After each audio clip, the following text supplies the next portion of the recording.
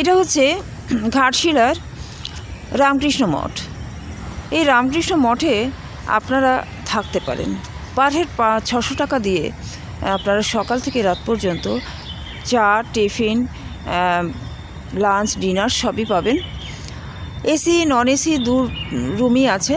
আমরা অবশ্য non AC নিয়েছি, সুতরাং 600 টাকা পার হেড দিতে হয়েছে। আর এটা হচ্ছে অফিস রুম।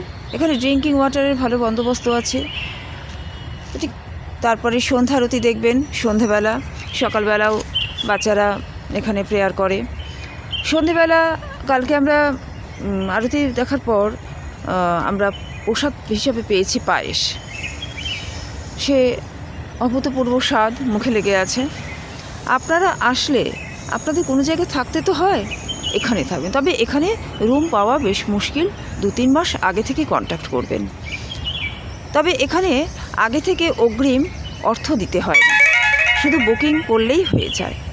তারপরে এসে আপনারা অর্থ প্রদান করবেন।